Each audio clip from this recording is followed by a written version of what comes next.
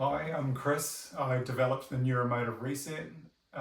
Welcome to my page. If you're here, you've probably tried a reset. So you're probably wondering how, if you've tried a reset, how an arm movement or a leg movement links to the spine, and that was a path that I found it, and then I wanted to understand it, and it's a really developed area of neuroscience. And essentially, what it is that when you move an arm, it causes the shoulder stabilizers to kick into gear to stabilize for that arm movement.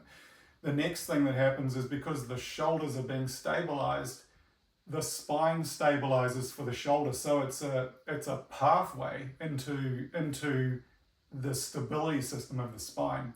And so what I did was I just tweaked the sequence of movements, and it miraculously it actually created a reset instead of just creating a tightening.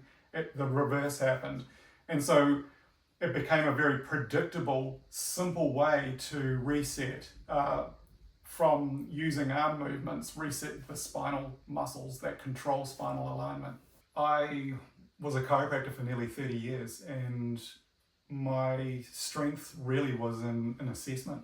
Having the testing process and the assessment process is what helped me dial it back to the most basic movements, so the most efficient movements possible to unlock deep spinal tightness or tension.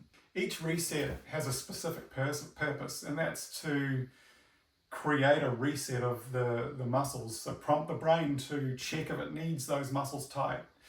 It almost never does. And so the brain typically tends to be a bit overprotective and tight and habitual in recreating that. And you might be thinking that, oh yeah, great, I already do Pilates or yoga, or my massage therapist is looking after these muscles. But the thing about resetting is the repetition, and repetition is what's required to change a habit at the brain level. You can't do half an hour or hour-long sessions 5 times a day like you potentially could with resetting. I recommend people do resetting twice a day, and it gets great changes. But when you're feeling it a little bit more, you might want to do more resetting.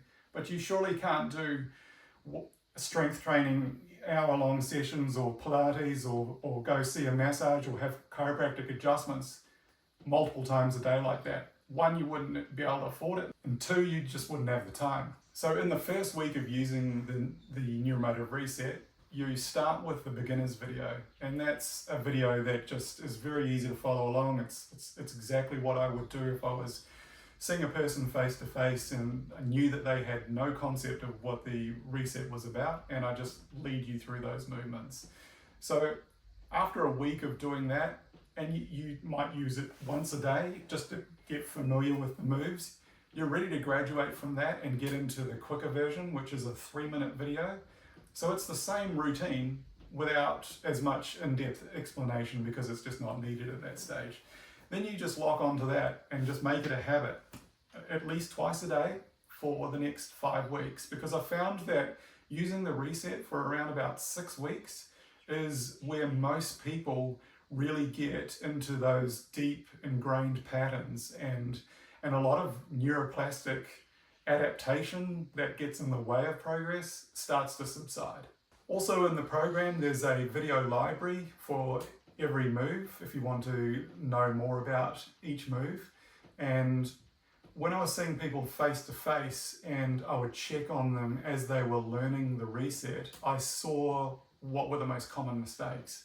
And so I made a video especially for those common mistakes. So, and now I've noticed that when I check on people and they've looked at that video, there's usually nothing to correct them on, which is very exciting. The other videos in the set are for sitting down, so you can do the whole reset sitting down. And also, if you're either in confined space or you want to, or you've got pain that restricts how much normal movement you would have, then you can use these resets. And also I've used it in a situation where I don't really want to draw too much attention to myself, so I just do very small sort of movements that people can hardly tell I'm doing something. And I call that the incognito video.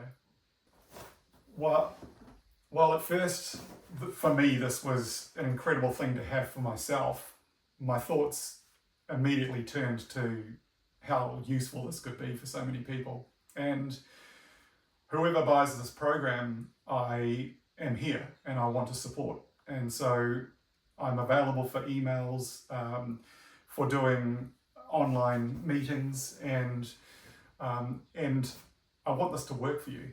So I also want to know, what you're dealing with and what's working and how it's helping you. So I'm looking forward to hearing from you. I'm looking forward to helping you.